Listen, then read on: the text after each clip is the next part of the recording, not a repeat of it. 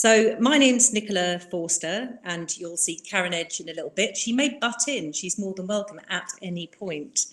I'm a head teacher of a school in Southall in West London, North Primary School, and I'm senior partner within Challenge Partners of the Compass Hub. We were a very tiny hub for a small while, and we've grown a little bit lately. And I'll tell you a little bit more about what happened during lockdown while in a short while. I have no psychology background. This recovery curriculum was a lot of learning for me as well, which was exciting. But I do have experience of recovery, and we're going to talk about that a little bit as we go through. But before I start, I really want to say quite a lot of thank yous, because I didn't do this piece of work. I saw something and I acted on it, and I got some people who were better qualified to do these things for me to do them. So there's lots of people I need to thank. I need to thank the PSHE leads from the Compass Hub, because I roped them into writing some planning, which you are welcome to. It's here on the Compass Hub website. It's just written by Teachers for Teachers. We're not claiming it's anything amazing, but it's there for you as a starting point, and you can start with those plans and work from them for yourself. So they were collated for us, and the project was coordinated by Claire Mead, who's from the Health Improvement team at Ealing. So a great thanks to her. And lots of people had long conversations with me about recovery and what might happen in the next year or so, I guess, really. So I had a lot of conversations with Maria from Grief Recovery UK, and Grief Recovery UK have brought out some amazing materials to help you post-lockdown. Pat Sower from Starfish, again, lots of conversation about mental health and children's response to how this might be, and Karen herself, of course, who you'll hear from in a little while. And I was sent by one of my Get Ahead London coaches, the article by Barry Carpenter about the recovery curriculum, and we'll talk a little bit more about that in a minute. So I'm going to hopefully manage to come back here. So I'm going to stop presenting for a second because I want to see you. Okay, and I want you to put your hand up if during lockdown you found concentrating, or even now, you find concentrating a little bit more difficult than you did beforehand. Yes, there's lots of hands up there. I think if I scroll through, so concentration's been a difficult one. If you've slept less than you did or more than you did prior to lockdown, pop your hand up. Yeah. If your eating habits either got dramatically better because that's all you had to think about, or worse. Did your eating habits change? Hands up if your eating habits changed. I had my daughter home, my 20-year-old, so my eating habits definitely improved because she cooked for me, which was marvellous. And then the dodgy one that you might not want to admit to, did you drink more wine or gin during lockdown? Yes, there's many of us who are going to say yes. So a lot of people are saying, why do we need to recover? There's a little bit, I think, around of, this isn't really going to be a big deal. We were just home for a bit. But we've all had a reaction to it. And also, sorry, just slight technical things to do. We also don't have the access to our normal wellbeing strategies, so we've done that bit. Some of us go to the gym normally or meet up with friends to do activities and things, and we can't do those things right now. And so that obviously has an effect. And for children, they can't do a lot of the things they would normally do to relax, and other than watch TV. When I talk to children at school, there's been a lot of it's really boring. I've watched everything on Netflix.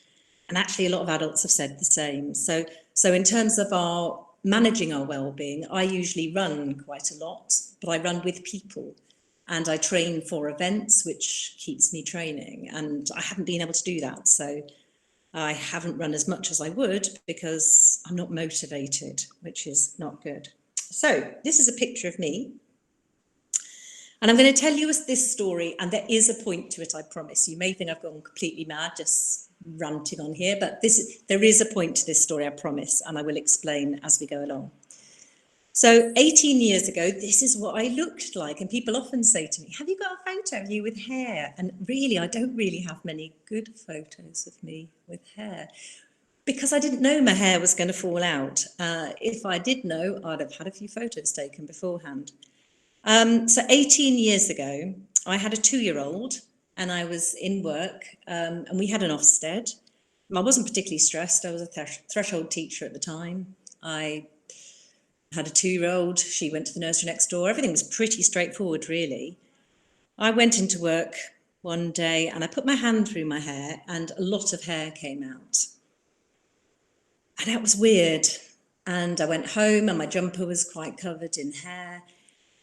And it was a sort of strange experience. And then the next day I went to work and the same thing happened. And it was sort of quite odd. And I actually managed to leave work, because that was the time when you had people like, we had an extra teacher in the classroom who was an EAL teacher. And I was able to say, look, I'm going to have to go and get a doctor's appointment. This is something strange is happening. I'm really itchy and my hair's falling out.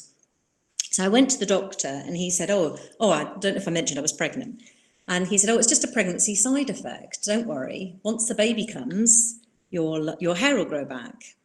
Bit of a spoiler alert, you've just seen me. So I went home and my hair, he signed me off and I went home and I had 13 weeks until the birth. And so my great coping strategy was particularly to hide myself for 13 weeks. And then obviously with this great belief that my hair would come back as soon as the baby was born. So pretty much the period of lockdown, I stayed in the house purely to walk my 2-year-old to school and to come back again. I promise there is a point to this. It is coming.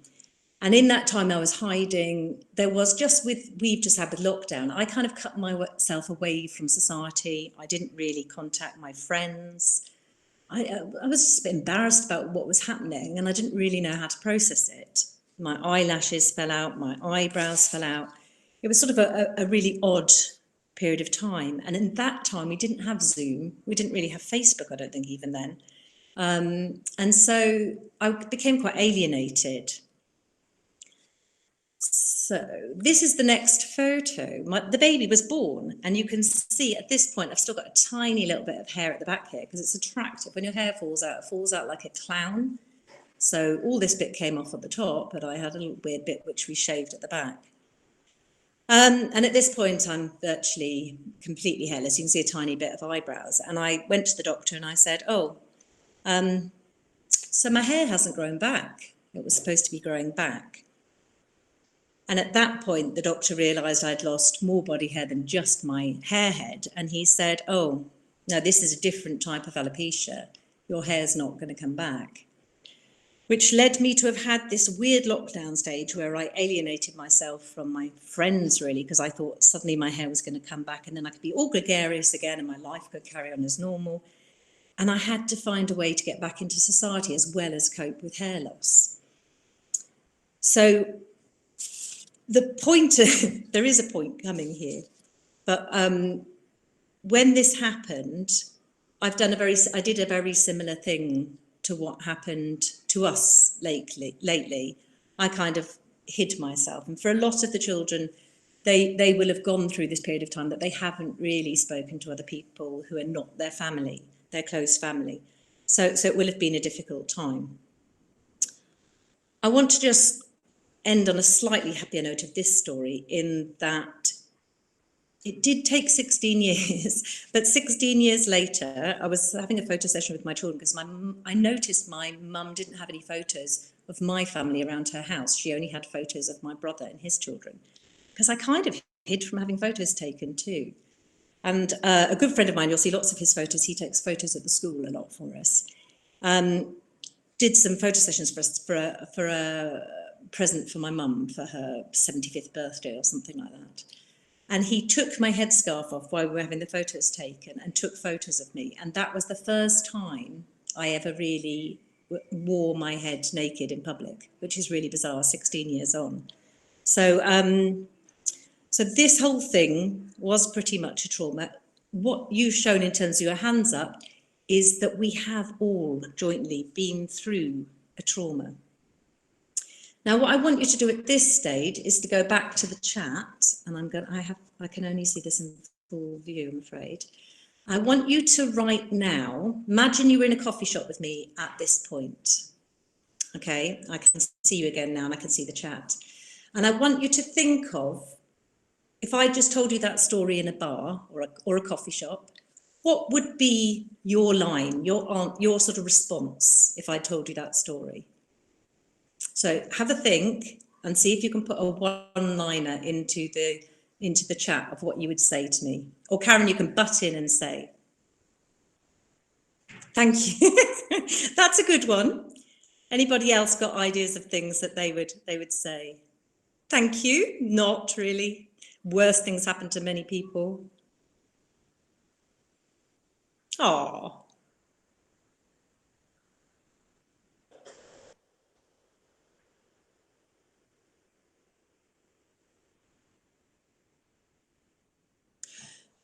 So some of you have got some really good answers here.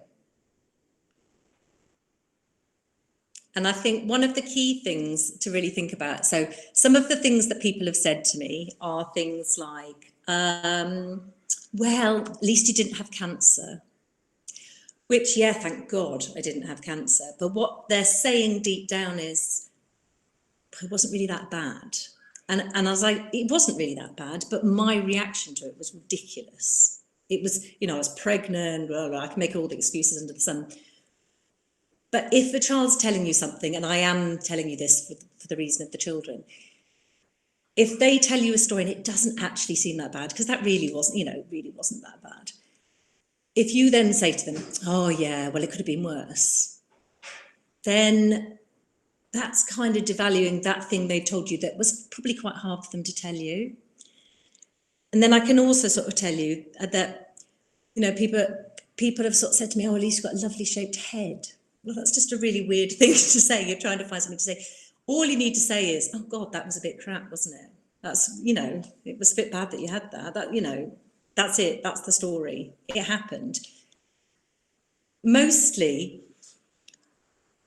the other sort of question I've got for you really is, so you've come with some really good lines now, but does it feel a bit awkward, me telling you that story? Is there something inside you where you go, oh, I wish I could sort that out. I wish I could fix it somehow by saying something clever? Because I think that's a natural reaction for us, particularly as teachers, is we want to say something that's just going to mend the child and make them feel good about themselves. But you don't need to do that. And that's what I've really learned through learning about recovery and talking about difficult situations people have been through, is you don't have to say anything. You just need to listen. And if the child's told you something fairly traumatic and you say, yeah, wasn't great, was it? It was a weird time. That's enough. That's enough.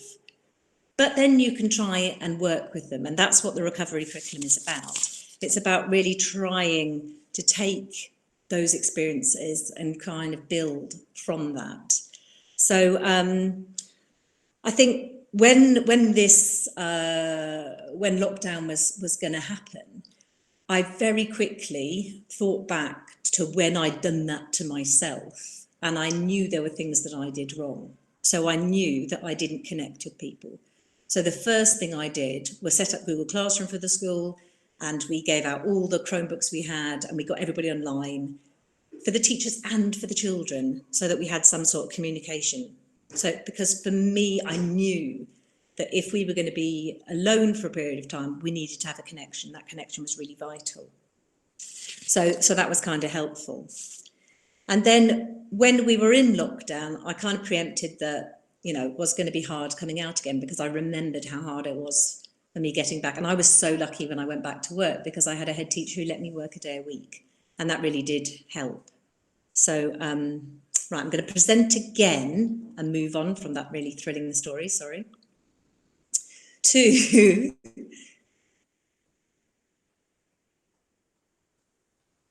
Okay.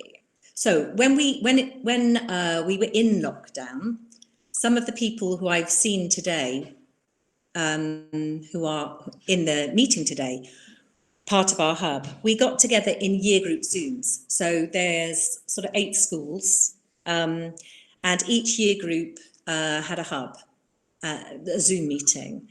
And we got the deputy heads to lead the meetings because we felt that teachers would be much more honest with us about what they were worried about, because we really wanted to know, coming back to work, what's the big thing that's going to stress you out, and how, you know, what's going to make it easier to get back to work. And it was interesting, the things that the teachers were worried about. They were really worried about what to say to children. And hopefully that's the story that we've just been through shows you that, you know, you don't have to worry about that. All you have to do is be really good at listening. And then there are certain things in the scheme of work that will help you kind of work through how to make things more positive. But that was one of their big worries. They were really worried about the curriculum because we've all spent so long working on curriculum. And then they were worried about, well, do we start on the day we go back where we should have been? What do we do? Do we need a different curriculum? That was a really big worry and stress for teachers. But also this thing about missing out, what the children have missed out on, and how they were going to catch the children up. You know, because that is obviously the government's big worry as well. So, as I said before, I then got sent at the very similar time the article by the think piece by Barry Carpenter and his son, where Barry unpicked what he felt were going to be the issues for children, and then how we might think about positively planning for making things slightly easier coming back into school. So he talked about the loss of routine and how that would affect children. And certainly with my 17-year-old, I barely saw her before about 1:30, I think. And versus my parents, who have a cup of tea at 3:00, then they have a Diet Coke at 4:30. They're not allowed a glass of wine until 6:30. So, you know, some people manage the routine really well. And I think that's the key thing with this, is just to keep remembering, some people will have done this really well, some people maybe not so much. Some people probably handle losing their hair really well, some people extremely vain like me and didn't. So, you know, don't always think everybody's reaction is going to be the same, and I think that's quite important. Sort of lack of structure. I think some days I ended up working on Saturdays because I didn't even know it was Saturday. You know, every day was the same, wasn't it? It was, and all the children I've spoken to, they've just sort of used the word boring a lot. Boring because they don't really have the vocabulary to say what they feel, but boring seems to be the overarching theme of the sort of lack of structure. The friendship situation, you know, some of the children actually haven't seen their friends and still haven't, because their friends haven't come back to school. And that's really hard. And it you know, that reconnection thing won't necessarily happen as easily as you might think. But it's really important that children kind of get the opportunity to reconnect, and we don't just sort of plough back in and expect them to suddenly cope with friendships again. Opportunity to do what? I think, you know, I mean, there really was very little opportunity to do anything, and everything was shut. And still we were laughing this morning about this weekend, and I'd said to my daughter, we're going to go for a walk, but we're going to drive to go for a walk. And she got quite excited. That, you know, it's sad, but we haven't got a lot of opportunities still. And our sort of lack of freedom. Now, I don't know if any of you watched Orange is the Only Black. And when people got put in the shoe in solitary confinement, you know, I've got friends that were on their own most of that time. And it was solitary confinement. Thank God for Zoom and Google Meet and things like that, where people could be in touch with people, but that confinement's difficult. In prison, we'd accept that's difficult. But on top of that, we had this sort of level of anxiety. For a period of time, I had to shield. It was the GP made a mistake. It's fine, but every time I left the house, I only went out to run, and when I did, I was really anxious about keeping distance and trying not to make other people feel anxious because I was running.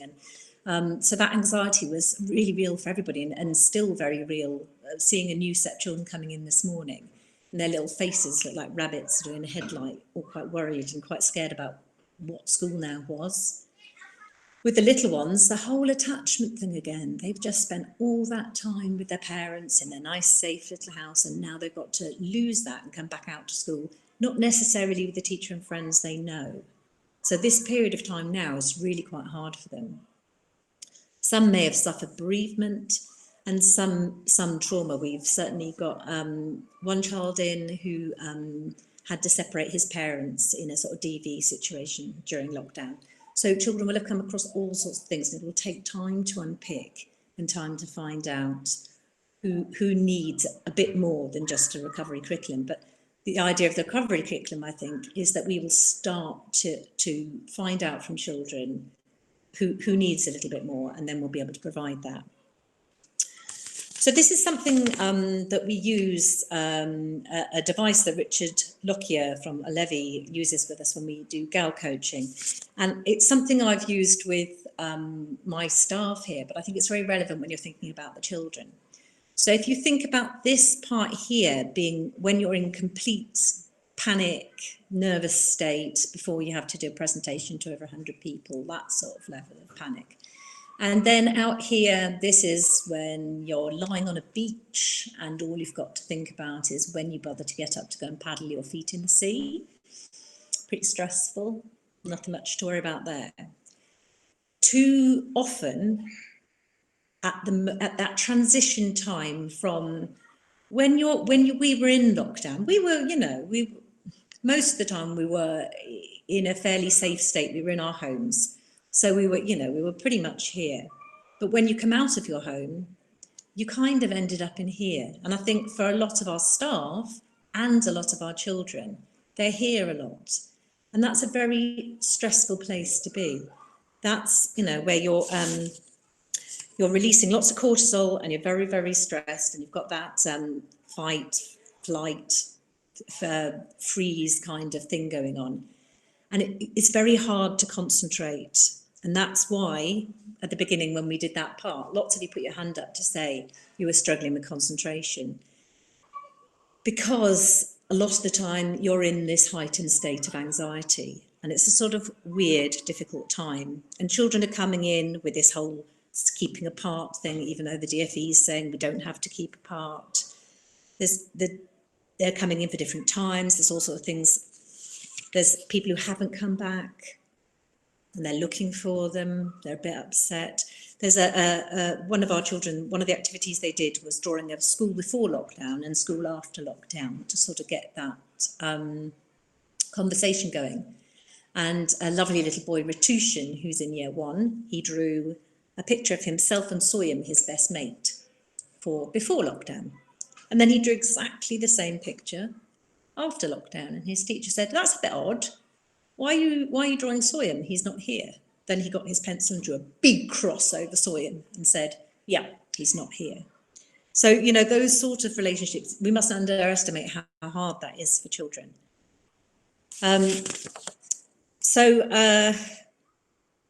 The relationships is really important, and we wouldn't dare stand this close again, would we? Not at the moment. We have to stand apart. And having a normal relationship with our peers right now is pretty difficult.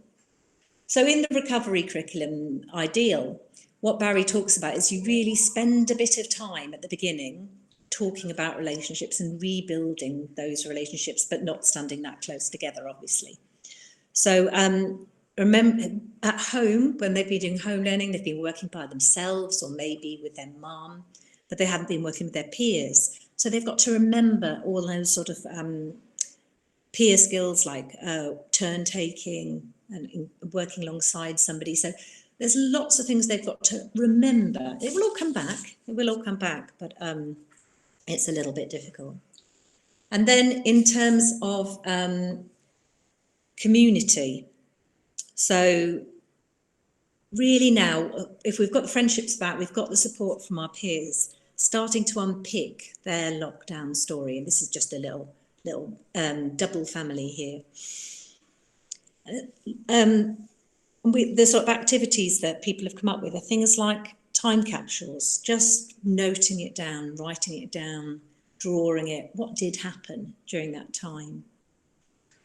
I think one of the really great things that this came from Pat Sower, that you could do with children is to rethink what you could have done in lockdown. And anyway, it might come in handy because who knows if we'll be locked down again. But if you could write to yourself at the beginning of lockdown, what advice would you give yourself? And I think that's so useful to really think back. Well, I probably would have done a bit more running. I like to think, maybe made sure I got out of the house every day. I don't know. I'm sure I could think of some things that could have made that time a bit more fruitful. And there is a really good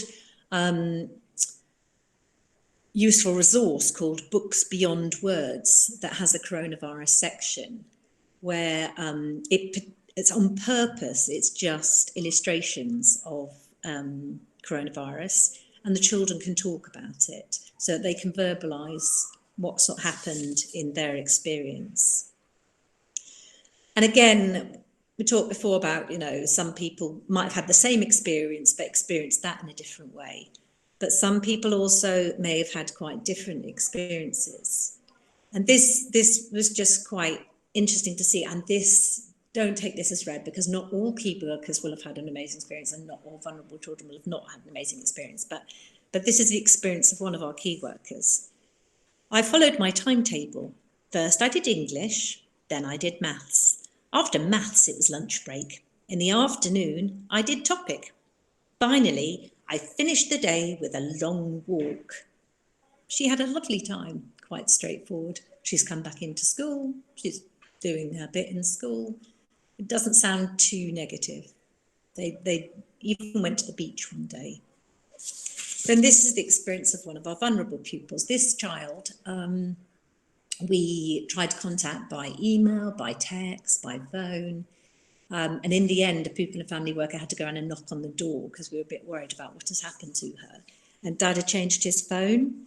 So she hadn't really had, whereas most of the children had had a lot of contact through Google Classroom, she hadn't kept up with Google Classroom. We hadn't managed to keep in touch with her.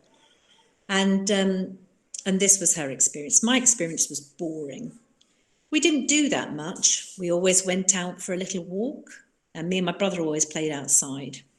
We also had some good moments, like it was my dad's birthday. I was scared. So children will have had very different experiences, and and some will have struggled with finding food, particularly at the beginning. I remember one time when we struggled to find milk in the local shops. So for some of our families, they may have had vouchers, but the vouchers weren't working, and there was all sorts of difficulty at the beginning. And although we were delivering food, we weren't necessarily delivering to all the people we ended up delivering to, because we hadn't accessed exactly who needed that level of help at that time. So people's experiences will have been very different, and just bear in mind, don't judge that just because somebody was in the vulnerable category, their experience would have been negative, and someone was a key worker, so therefore their experience would have been positive. That's just not necessarily what might have happened. So the next phase of the recovery curriculum is transparency. And I think this part really, Barry's piece was really written for secondary children. And I'm not sure primary children will think in the same way necessarily about a kind of panic of how am I going to catch up? I know for my 17-year-old, she's constantly been worried about, I've got A levels, I want to get into university, I'm really worried. Some of them might have forgotten some things. They may come back to school and they might not remember some of the stuff they knew before. It's going to come back. It's going to come back. And I think it's just to reassure children that there are things that they can't do. So we translated this really into a bit about resilience and keeping going. But I think there is also something about we can't do these things still. We're not having lunch in the dinner hall, we're having it in the classroom in a little packed lunch. We can't have that kind of dining room experience that we have normally. We can't do song practice. In this school, we love a bit of song practice, We pop on a little YouTube clip, we sing along to our favourite songs, and we have a lovely Friday afternoon kind of thing. We can't do that right now because we can't be in that big group. We're not even supposed to be singing, are we, really? And what the science is going to look like, collaboration going to look like, it won't quite work in the same way. So school's going to be different, and we need to be resilient. Then Barry talks about metacognition, and home, we were only learning in one way. We were in charge of our own learning. We learned the way we want to learn. We did what we wanted to do, and generally that was with a computer. And so it's just reminding children, really, a period of time. And this will look different in every school because we all do it slightly differently. But it's reminding children the different ways that they worked before. Bits of retrieval practice, bits of sort of picking up on knowledge and things, so working together, working alone. They've devised some strategies of things that they did at home, and it's good to acknowledge that they've presented things in their own way, and they've had a bit more freedom about their learning, and maybe not forget that and keep that going.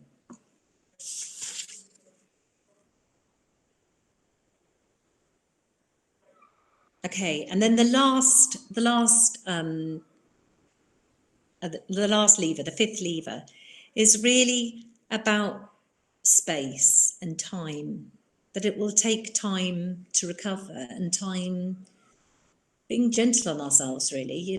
We all have gone through something, and we've all shown some physical response even to the stress that we've been through. Even, to be fair, my lockdown was really pretty not bad. I remember being quite traumatized one day because I had a real craving for chili olives, but I got over that. It was fine, and still I know that the frustration is there. We've all got things, and as I said, mine was perfectly fine. So there may be some time, some that we need to kind of think about in terms of mindfulness and children dealing with the stress that they're going through. So all those sort of strategies that we would use in school to build up children's ability to regulate emotionally again. But with this recovery curriculum, what we've put together is really a whole class support. And the way we envisaged it, and obviously you can design it however you want, but the way that we were kind of thinking and the planning that we sort of put together was really for about 15 minutes at the start of every day for a 5-week block. And that was kind of our thinking. So in the planning that we did, that was what we were aiming for. So what we've planned is really just a whole class recovery PSHE programme. And then for most children, we'd get back into the normal PSHE programme. But I would imagine next year, we'd probably end up doing a bit more PSHE than we would have done previously, that we might, And certainly when we've spoken to children about what they've enjoyed doing online and back at school, at the moment, predominantly the children are talking about the PSHE. They really like working through the activities to start dealing with what happened in lockdown. So it's really interesting that they are recognising that that's something that's valuable to them. But there are some stories which are going to be a little bit more dramatic in some children. This is going to be something that's going to need more support than a class teacher could give. And this beautiful young lady started out life in Angola with her mum, her dad, and her brother. And when she was 3, I think it was 2 or 3, some militia came to their village and shot everybody, except this lovely lady and her mum managed to escape. And her dad and her brother were very, very sadly shot. Her mum somehow managed to bring her to this country. Who knows how? We don't know the story of the travel. But she's currently living in home office accommodation close to the school. We have quite a lot of children without right to remain. And for our right to remain families, one of the strategies to stay in this country is to get pregnant, because once you're pregnant, you have the temporary right to stay in the country until the child's about 1, I think it usually works out at. So Maida's living in home office accommodation, which is 1 room in a block with other home office families. And in lockdown, she already has 1 baby brother that was born in this country. She's now got a baby sister who was born during lockdown. And that whole block were kept fed and provided with nappies by our pupil and family worker, because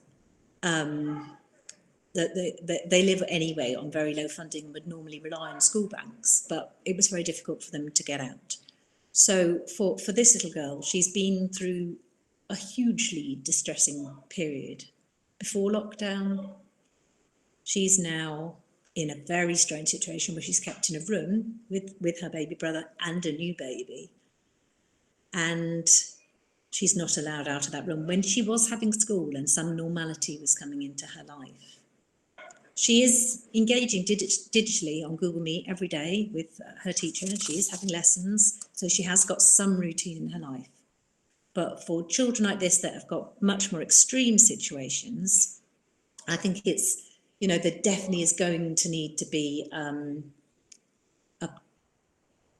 level up of what we do for those children. So I'm faffing about with the technology again to come out of presenting. So when I was thinking about that, I was thinking about, okay, so teachers are going to be able to do this level of work, but it's not going to be easy.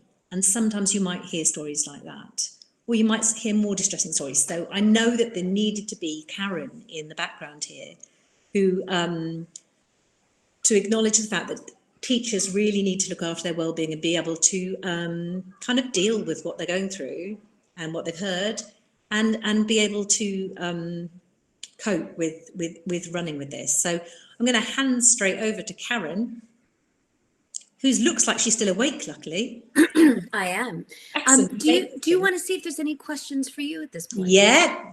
Shall I have a little? Oh, my 99 plus. Good Lord. Okay.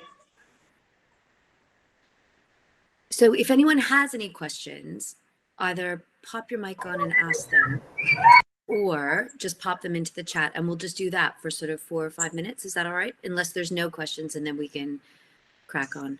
I think there's one key point here where somebody said, by trying to rescue, their word rescue kind of implies that the child's a victim. And yeah, I guess that's a dangerous way of thinking about that word. And trying to think more sort of about just becoming confident about talking about what they've been through rather than rescue. So the question, so there's one that says, you mentioned the shared planning, where do I find it? So can you share the links? Very practically, I can write it in there. Perfect. And then we can share them after as well? Yeah. Okay. And then while you're doing that, there's another question that says, with the 5 stages you shared, would you focus on 1 a day or work through them in stages? No, I would do a week on each stage. You might find that one stage you need to stay. I mean, I think you need to go with what your class needs. And if your class, because it's, you don't know how the relationship bit's going to go. If it goes really well, maybe a week's fine. Maybe if the relationships aren't really seeming to work very well, you might want to do 2 weeks. I don't think there's a rule. You just sort of work what's right for you, I think. And that, if you need to stay longer in one of the parts, or you need one of the parts doesn't seem so relevant for your group, that's fine. And then is there a link to the Barry Carpenter article? Is that in the hub? That's on the Campus Hub. Okay, perfect. Yeah. And then will you continue with the 5 stages in September? Yes. Yeah. Because we've got some children back, we haven't got all children back. But I think even the children who are back, they're loving talking about it. And I think, when they're in bigger classes, they'll like leading on those conversations a little bit. So definitely we'll be using it again in September.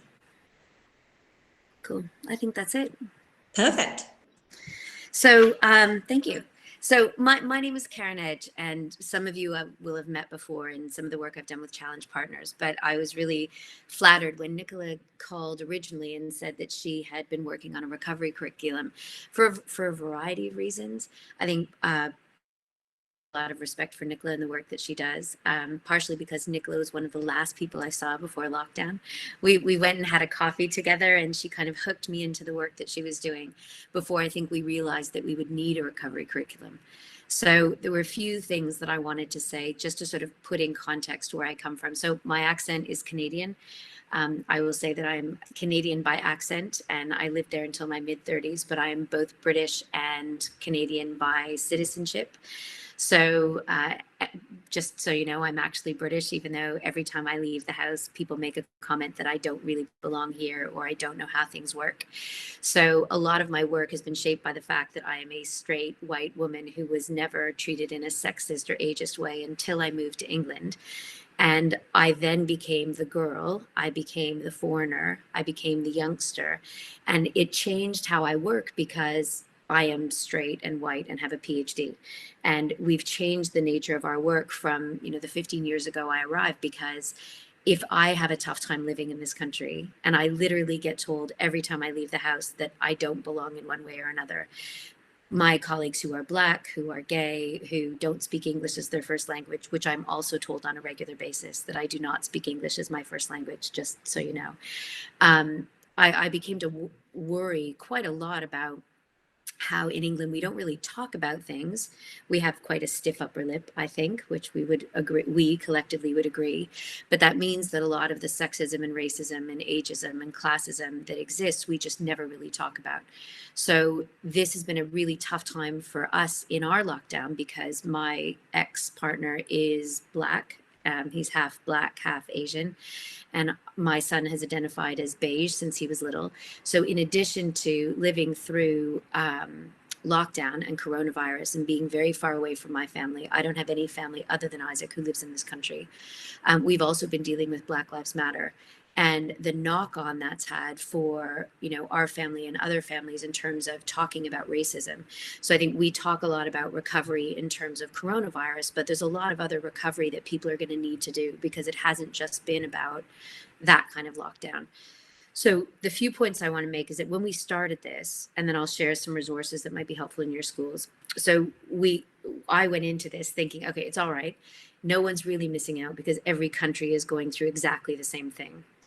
And then I started to watch countries like mine, my old country in Canada and New Zealand, do so much better with the virus than we're doing. So our schools aren't open, but everyone in New Zealand is back in school already. And not only are they back, they're back exactly the way they were before because their government made different choices than our government made. And I look at my colleagues in the States, and they're also not going to be back to normal for an incredibly long time. So whereas the leveler before for educators was, oh, it's okay, every country's going through the same thing. Now we're in a position where every country is not going through the same thing, which can create a bit more tension, I think, in terms of our desire to help our kids. The second thing I wanted to say is that as educators, one of the issues I have with England is that we constantly talk about our kids' life chances. And that is incredibly stressful for teachers and leaders. In Canada, you would never talk about a kid's life chances, you'd talk about their achievement.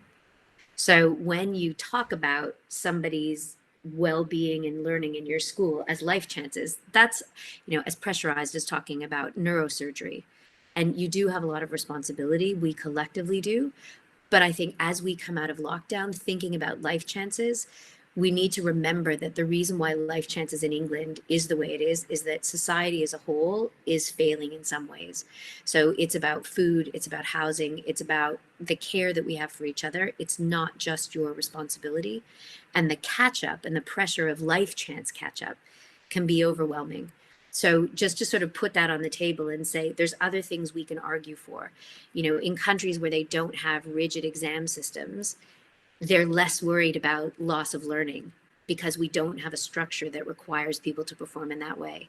There are other countries like where I grew up where your grades in high school or secondary school are not on your CV until you're dead. So if I was a high school student, I applied for the assistant vice president job at the university at UCL and was successful, but they asked what my grades were in high school. That is bonkers, and it would never happen in other countries. So there are things that keep us in this place that I think we really can start thinking about addressing as we recover.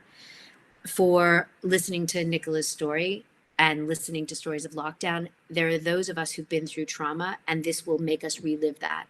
So for the adults in your building, if they've been through, abusive relationships, if they've been through illness, all of the lockdown is going to bring back those feelings, whether or not they're aware of it or not. And they're going to act out in different ways. So whereas if someone was completely calm before and they come back being anxious, our ability to help the adults in our building regulate those transitions is going to be even more important, which will be even more stressful for the leaders in the room. So you will need help having conversations about that. And I would suggest that Nicola and I and Pat Sowa, who works a lot around suicide and mental health, we've said that if it's helpful for us to do a webinar for heads just about, what the hell's going on and is there anything you need, we would be happy to do that. I think my biggest worry, and then we'll go to the skills, is that there's a tension. So when we talk about loss of learning, we talk about, young kids' experience in school, and we know that play-based learning, I think the EYFS curriculum is brilliant. We know what it's supposed to be like for kids to learn and feel and grow. And you carry that with you. It's why you work in schools. And you are now going back into a school where you don't necessarily have any control over what that's going to look like. And the tension, that the cognitive pressure between knowing what it should be and knowing what it is, and trying to reconcile how are you delivering the kind of educational experience they deserve, that is incredibly stressful, and we never talk about that. So, every step you take in a building where based on your professional expertise, it should be like this, but you're having to deliver it like this, there's a distance between that I think over time will be really, really hard for our teachers. So just hold that as a thought in terms of what we need to do to go forward. Does that help as a start? Yeah? Okay. I'm going to share my screen. I am not a Google Meet person, so this could be an epic disaster. Although if it was anyone on my team and they started with that, they would be shamed for having admitted failure and not knowing what they're doing, mostly because you have to be optimistic. Now, I'm going to share my screen, present now, my entire screen. And what I want to do is run you through a couple of the exercises and activities that we've sort of developed over time that we've been using.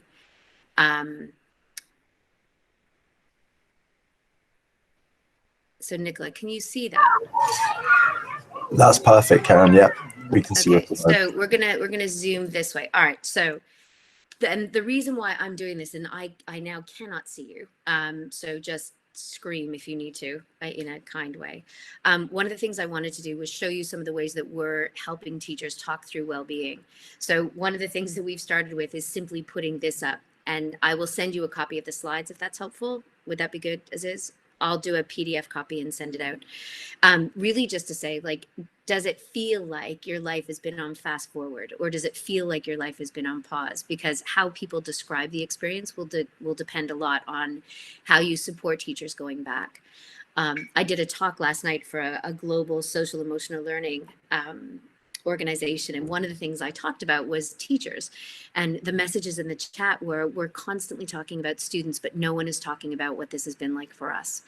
So this is the second thing that we've been doing, and saying, okay, where do you want your life to be? Do you want it to be on pause? Do you want it to be on play? And then by going back between what it has been and what you want it to be, that can actually give you some really interesting information or talking points for teachers amongst the people in your building about, how do you get from where it's been to where you want.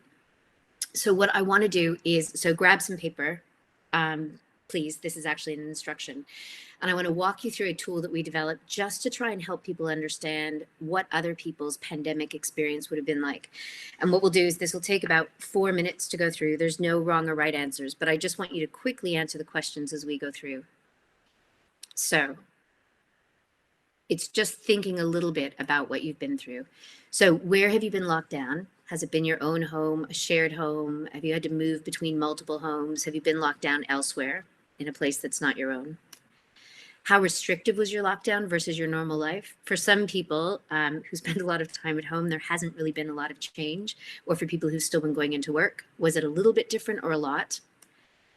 Who have you lived with? So have you lived with parents and extended family? Have you lived with friends? Have you lived with your family that you've created on your own, partner, just with your children or alone?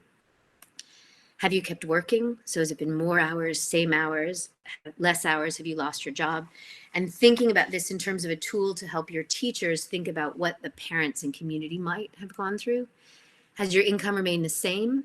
For many people, they've saved money, but for lots of people, they've lost their jobs. They have less money overall. Have you been able to meet your family needs? So there will be people in your building who have really struggled with the basics. And this could be teachers whose partners have lost their job, teaching assistants who haven't had enough resource, head teachers for one reason or another. And have you had caring responsibilities? So have you had I've had chats with my 9-year-old and tried to explain the concept of cognitive burden and said to him, I have to think every day about all the things that you need. And so he's used that as a lever to try and get me to buy him V-Bucks on Fortnite. And he's referred to it as cognitive bourbon, the cookie. And he will run into the room occasionally and say, on a scale of 1 to 10, how's your cognitive bourbon? And I will say, my cognitive bourbon is a 4. And he says, what can I do to release the bourbon you're feeling? So caring responsibilities, whether it's parents, children, colleagues, partner, and whether they're in your house or not, can have had a real effect on how you've experienced lockdown. So have you or a loved one or a colleague suffered physical issues? Have you suffered mental health issues? And then finally, has your age or race or gender or sexuality or religion or politics or physical ability influenced your experience of COVID? And has that happened every day, sort of, never, or what? And I think it's really important to remember the fact that who we are as a person and what we look like and how we live will have had an influence on how COVID has influenced us. So for my colleagues that are Black or Asian, there's an increased risk of them in having issues if they contract COVID. And that's incredibly, incredibly difficult. And then have there been other stressors beyond COVID at home and at work? So I think for us, my partner's a teacher, I'm vulnerable. My ex-partner's a teacher and I'm vulnerable. So we haven't been able to share our 9-year-old's care in the same way that we've done before. So we are about to enter, we've just finished sort of week 14 and a half of being alone at home with the 9-year-old. And I'm transferring him up to his dad today. And then have you actually felt safe during lockdown? So what we try and do with these questions is really what it is making sort of your pandemic privilege really quite at the front of your discussions. And I think what Nicola was saying about how do you hear when someone says to you, oh, I was locked in with my 9-year-old, or, oh, my time during lockdown was great. I think the biggest challenge is, and I've said this to a couple of my friends, is I would really like to strangle you when someone tells me that they've talked to another adult and, they have dinner all the time together. I've been on my own with a 9-year-old. And while I love him and we have great conversations, the thought of actually physically talking to another adult is something that makes me incredibly, incredibly envious. So we have to sort of acknowledge our own feelings before we're going to go forward and acknowledge the feelings of everyone else. And I also think that we live in a bit of a dangerous time because all sorts of words have entered our lexicon in a different way. So we're talking a lot about implicit bias more fully. And that is really just code for racism, right? We're talking about housing security, and that is really just code for homelessness or the danger of homelessness. And we're talking about work opportunities, and that is just code for unemployment. And we're talking about income and food insecurity, which is really poverty and hunger. So I think there's a danger that the pandemic has brought all of these things to the surface, which could be a moment of real change. But at the same time, we've really adopted a language that makes it seem less horrific than it actually is. So I think my plea is, and if you think this is helpful, we can share it. And we're actually thinking about getting it turned into a more sort of sexier resource if a pandemic privilege audit can be thus described. But, there are tools that you can use to have conversations with the adults in your building to help them understand both what they've been through and what their colleagues have been through. So this is just sort of, we've been trying to capture what we think we need to do to go back. And this is sort of where we've landed, which is we are all going to need to move forward together with our best efforts to both understand and not judge how we've moved through our own pandemic journeys, and that no two trajectories are alike. And we need to respect each other's experience and its influence on our current and future work and well-being. And we need to address our own bias and collectively support each other to ensure that we can all flourish as we go back. And I think, judging, we've been having conversations about judging with judge face in our house, which makes us distinctly British, I think, but understanding that there are no two trajectories that have been alike, and we have to be really, really careful and mindful about how we approach those. So what I can do is just pause there for a second. I'm not exactly sure how best to come out, but does anyone have any questions about that? Is that a helpful tool or resource?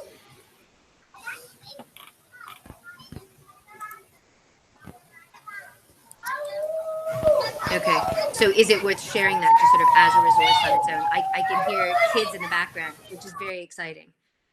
So you could do it with all staff. You could do it in small groups. You could also, and what we can do is sort of write a series of prompts. Like if you want to do it on your own as a reflection, what we usually do if we do research and case studies is we'll often say, okay, if you want to use this on your own, here's the steps that we would advise you to do. And then, with referral to Nicola's list and the recovery curriculum. And then we can say, if you want to do it with a small group, here's what you can look at.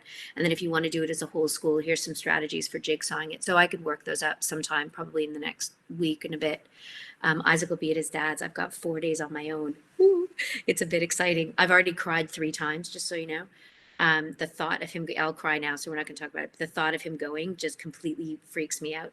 So I have an 8 o'clock, not a date, but a conversation with my friend George the poet, who's been doing some extraordinary work throughout lockdown. So George and I are having a chat. Hopefully he's coming to do a PhD, but I'm filling the void of my 9-year-old needing attention and gourmet spa cuisine by talking to George. So Louise has asked a question about what if there's a massive fallout and an emotional reaction? You know what? As a leader, I would prefer that fallout and emotional reaction happens in a room with everyone together, and that we can talk about it, as opposed to it happening in front of students or a classroom or somewhere else. And I think before lockdown, I did a series of talks, one in Ireland and one up north. And I had seen what had happened in China because I was supposed to be in Shanghai. I had seen what had happened in Italy because we were supposed to be having a friend come visit. And the thing I said to them sort of 3.5 weeks ahead of lockdown was, this is the moment where your ability to be yourself at work will make all of the difference in the world. If you can bring yourself, and I'm not one for sort of authenticity and vulnerability, it's more of a sort of sort your shit out and just be yourself. And if you don't know what to do, say it, right? I do not know how to handle the emotional feelings that are going to happen now. And we need to deal with that together. The wisdom you have in your buildings could, run a small country. And I would hazard a guess to say perhaps better than some of the experiences we're having at the moment. So draw on the wisdom of the people in your building. And we can make sure, so if you can take note of Andrew Moffat's Agents of Hope. Oh, that's from Nicola, so it's there already. So it's a great idea, just wondering about if we have the experience to deal with it. Do I have the experience to deal with it? No. But I have the experience to say we are all going to have feelings, and I can signpost where people can go if they need to have a deeper conversation. So in your school, you will more than likely have resources for emotional well-being of teachers, counseling that they can access. The unions will have counseling that's available, or other resources. So you may want to have those at hand, but you probably want to have those at hand anyway. And I think Nicola's got some resources online for that. Does that help? And can we just plow ahead for a tiny bit? Yeah? Okay. That's great. All right. Now, so we're going to share again. Hold on. I'm usually so much smoother than this. Allow. All right. So one of the things to think about is, and I wrote a piece, we can actually share a book that Big Education has just put out on communities beyond the school gates. And one of the things that's been really interesting for me is that I started to think a lot about, what wasn't on that pandemic audit was that so many people do not have support in this country. And I'm one of those people. And one of the things is that as an academic and as an articulate white mom, people assume that we have everything under control and it's fine. And we don't. My family's far away. My mom was in the hospital last week. Both my parents are vulnerable. And Isaac and I have had some real chats about the fact that we may not even make it home by Christmas. So, the feelings that people have are real, and I trust in your ability to deal with them. As heads and leaders, you've gotten your job for a reason. So one of the things we mentioned at the beginning is, as we move forward through these things, and if it's helpful, if for your teachers going through the pandemic audit is difficult, when they're reflecting on their own, they can actually reflect on someone in their class or someone in their family, or they can reflect on you and what they perceive your experience to be. But one of the things we do now in most of the CPD that we offer, or where we send our people, is that if you've already sort of licked something, if you've already mastered it, then think about how it applies to people who are following you or people that you follow. So there's a few other things that I think might be helpful as you go back. So a lot of the research work that we do is around generational theory and how different generations actually go about work. I don't know if you saw this. So a lot of our work is around Gen Xers, so people who are now between sort of 39 and 50. One of the things that circulated on Twitter when lockdown started was a little bit of this, which was boomers are really upset. So the generation that's sort of moving into retirement is really upset to have their freedom quashed. Millennials just want to be with their friends. But the Gen Xers, who were the first generation whose mums usually went to work, who are used to being really independent, have kind of rocked lockdown. So for a lot of us, we've got kids are carrying responsibilities or a whole life. That's amazing. And staying in is actually not that difficult. Here's the Star Wars version. So a lot of Gen Xers online were saying that they felt that, this was their time, that lockdown was their moment to shine because they would follow the rules and be a good demonstration for others. But one of the things we've done, and there's a front end to this where we go through generational theory and other things, but in Ontario, which is where I grew up and was sort of molded as an educator, they've called it remote emergency teaching and learning, which for me, I think has been really, really helpful because that's exactly what it is. We are not doing distance learning. We're not doing hybrid learning. We're trying to sort things out in a pandemic with very little preparation. But one of the things I wanted to touch on is that different generations of your teachers and leaders in your building will have experienced lockdown in different ways. So the pandemic audit helps a little bit, but the second part is, has there been a typical experience for the different generations of being at home? So for your millennials or your younger teachers, working digitally is probably nothing new for them, and it's their preferred way of working. Maintaining workplace connections for the younger teachers, most of their connections are usually digital anyway. The Gen Xers are the ones who really enjoy having the face-to-face connection, and there's research that says that their connection with peers at schools are what keeps them and helps retention. Housing, so many boomers would have their own house with their own room that they could do work in. Most younger teachers, especially in cities, might actually be sharing accommodation with flatmates. So they'll have a different lived experience of what it looks like. And you having the tools to understand that different generations may actually have experienced it differently would be really helpful. So one of the things to consider as you go back is, have there been opportunities? And you can have this conversation as a whole staff. Like, what were the opportunities that working from home in this way has created for you? And have there been challenges? And I think that also creates a different way of people understanding within your building. And you can do this virtually because in most schools, we still have people in school and at home. But having a conversation about what was good and what wasn't good, and helping people in the building understand the differences. And then one of the things for you to think about as you go back is that who may not feel comfortable returning to the old ways of working. So I work from home 3 days a week, usually anyway. So it hasn't been a massive change for me, but having a 9-year-old in the house has been a massive change. Who may feel less attachment to school or their profession. There will be people who feel that they haven't been well cared for, who are questioning their whole life because we're in the middle of a global pandemic. You may be able to predict, millennials, the younger teachers in your building, may be less likely to stay in the profession when this kind of epic transition has happened. So it's something definitely to reflect on. Who has new skills and expertise? being able to share and draw on the new skills that have been developed will be incredibly important. My son has announced that playing Fortnite has taught him about leadership and team building. So I bought him Doodly, which is an online sort of PowerPoint type thing where you make sort of sketches. And he will be preparing a What Fortnite Has Taught Me About Leadership and Team Building PowerPoint by the end of lockdown.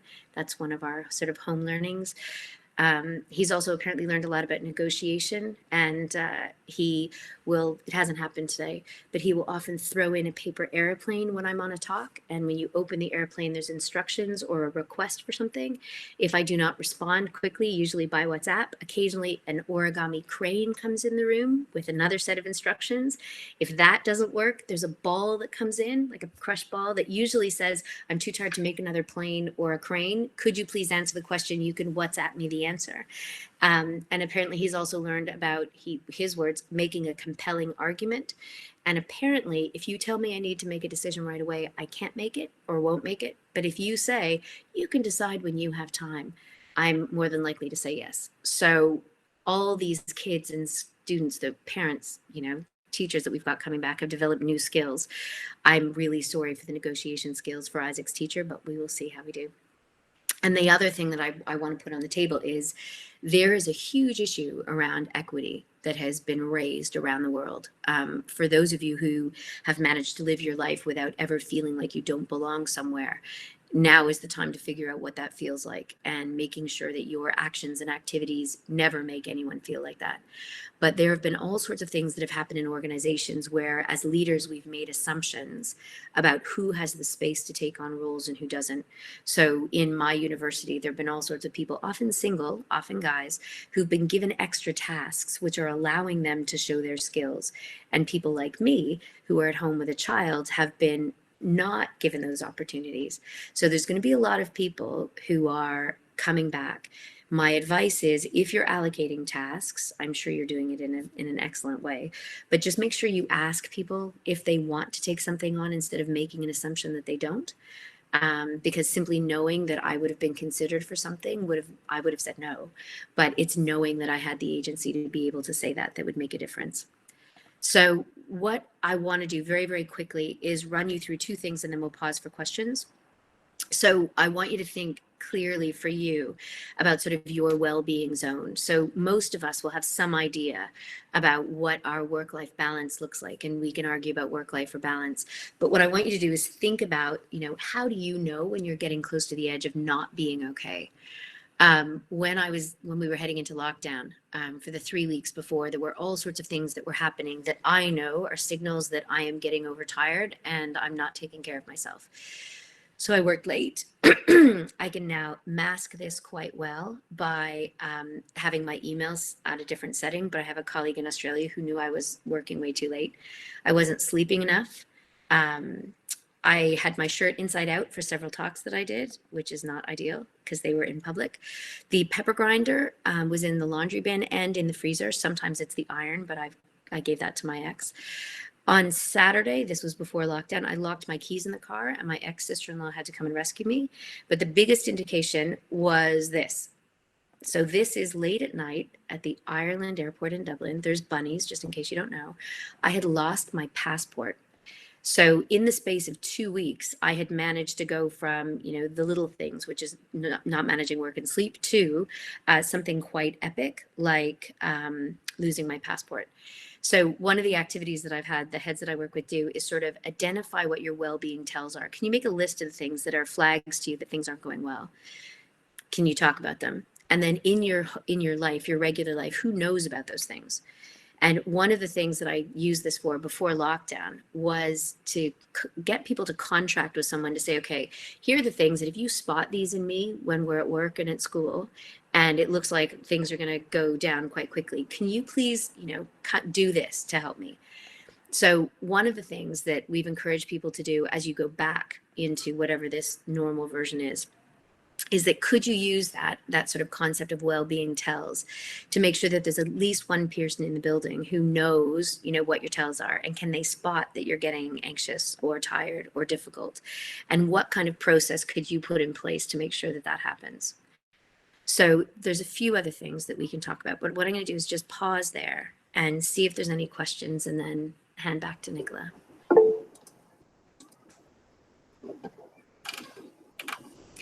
As we think about questions, there's a few things that we talked about last night in the talk that I did that might be helpful.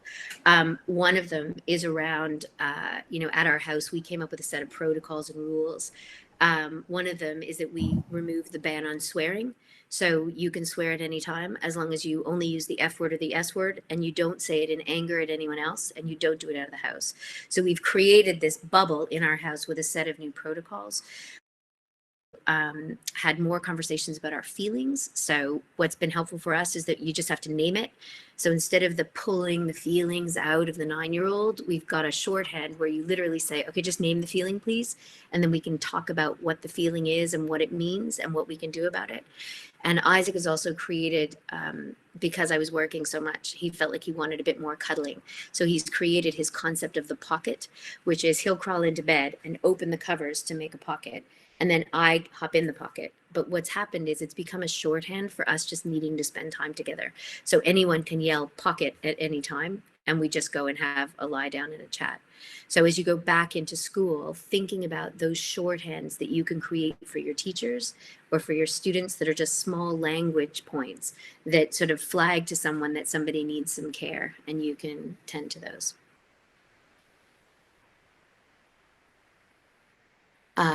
Could I re-show the slide pre-bunny airport? Do you just want to see bunnies?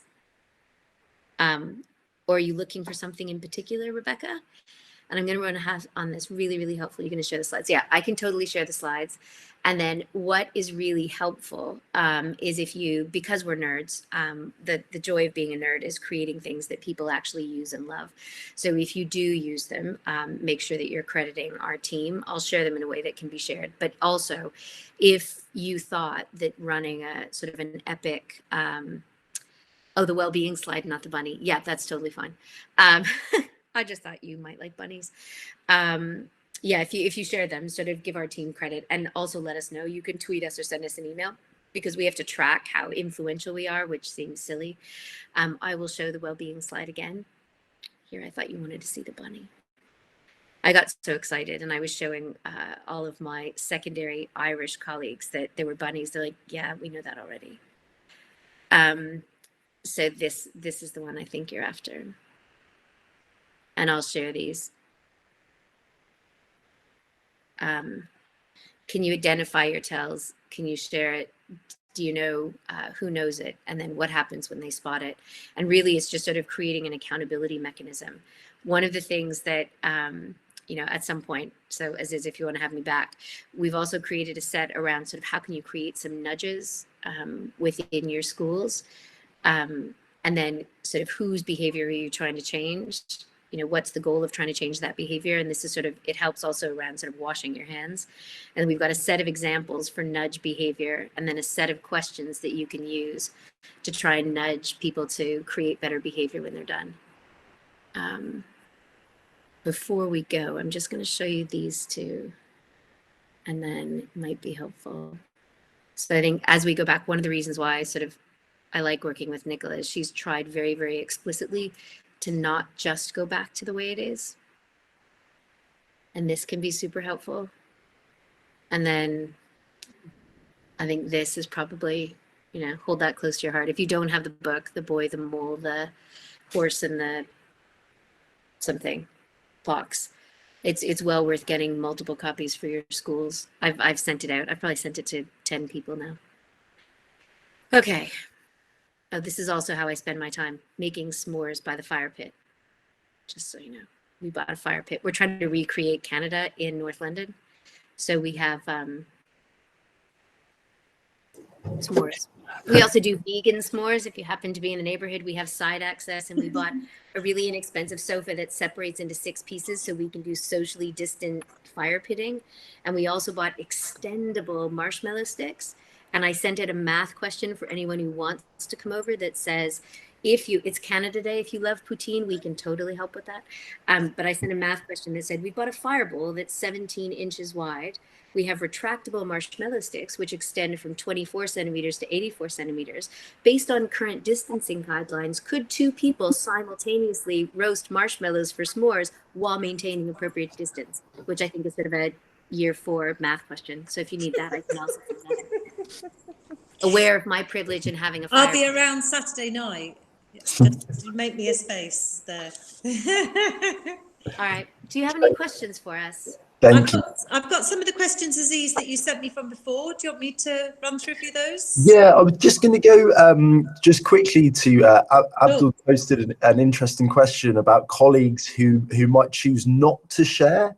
And some will bluntly say that they don't feel comfortable to kind of speak out and share their experiences, and just wondering what your kind of advice around that would be. Is it, creating a safe environment, or in order to encourage people to share? Nicola? I would say if they don't want to share, then they're just not ready to share. So I would leave it at that, and maybe at another opportunity give them a chance one-on-one to talk. If they don't want to talk, they don't want to talk at this point. It may be they're still processing. Would that be the right answer, Karen? I don't think there's a right answer. What we do in our house, so we have an agreement. So we've had to come up with all these sort of protocols in our house, which is the danger of living with a leadership professor mum, probably. But if we don't want to talk about it, we actually just have a language that's basically not now. Thanks for asking, but not now. With an offer that at any point in time, Isaac can rock up, or anyone can rock up and say, I need to talk, and that I will do anything in my power to move mountains to make sure that we have the space to do that.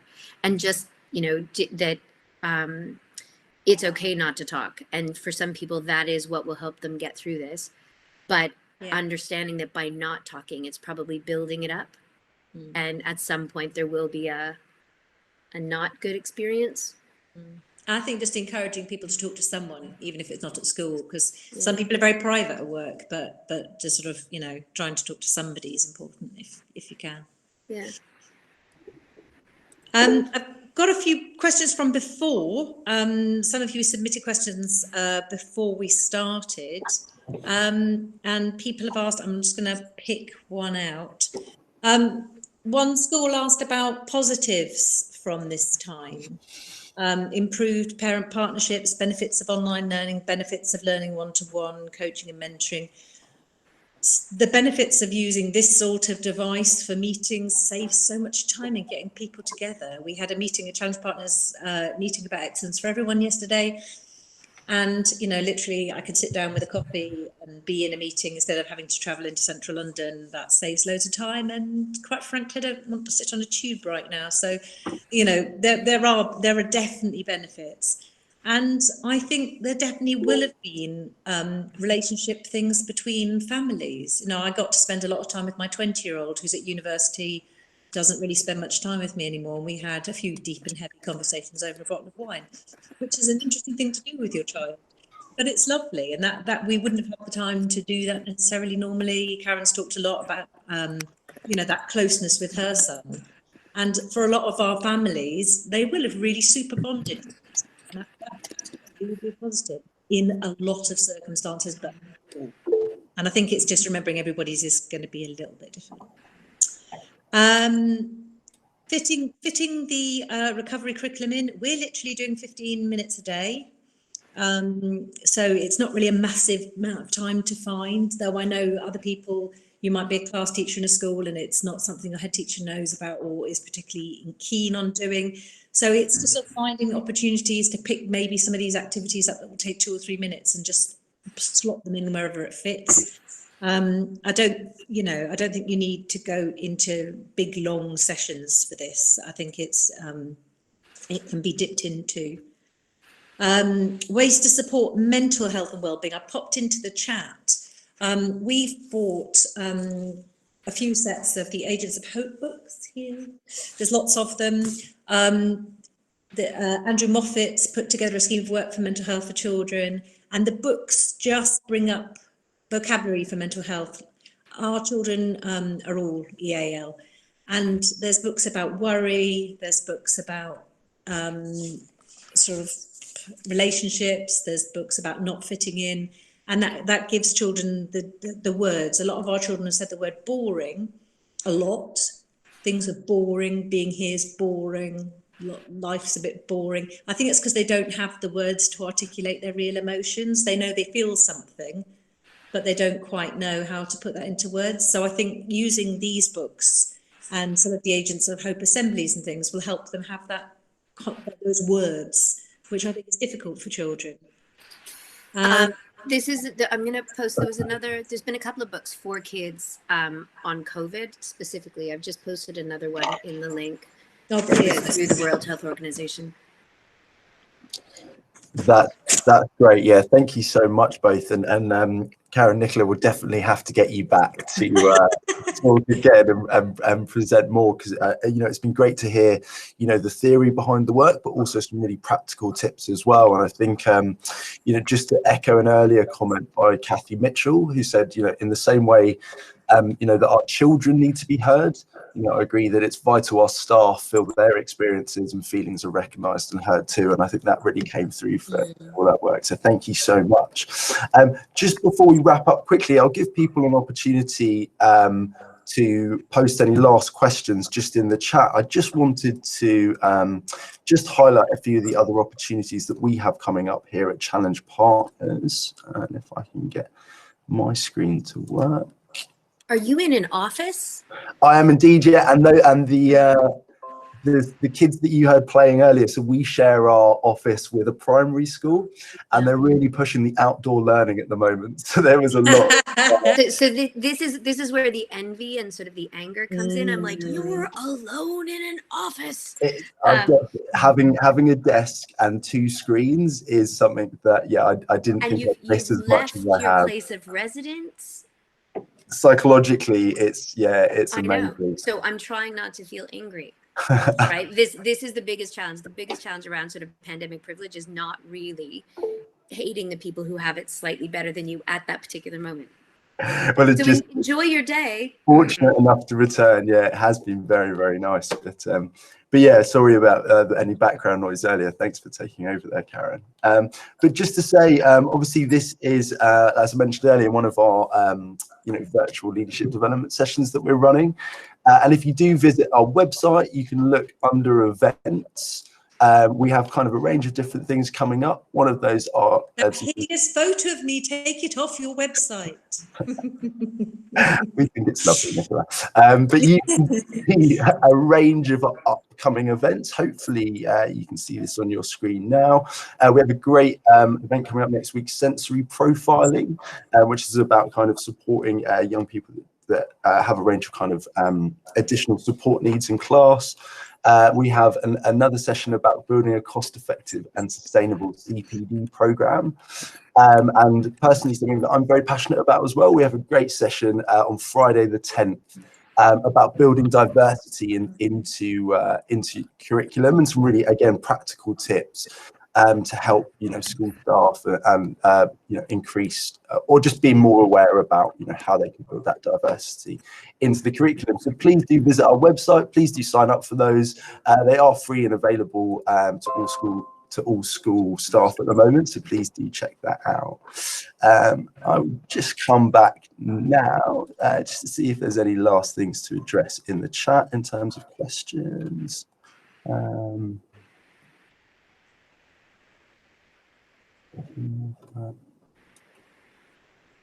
No, and I think I'd just like to obviously take this opportunity to really thank Nicola and Karen for their time this morning. I know it's slightly odd ending these, a virtual round of applause. So I can see people posting their thanks and see some claps coming through, which is very kind.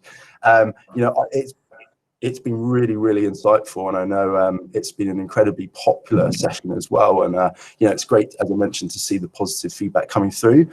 Lastly, just to say, I will be sending a feedback form following this. We are a practitioner-led organisation, so please do take a couple of minutes to fill that out. We do take your feedback on board, and I'm sure Nicola and Karen will be interested to see what people feedback. But yeah, like I said, really thank you so much for your time this morning. That's been fantastic, and yeah, hope to see you all soon.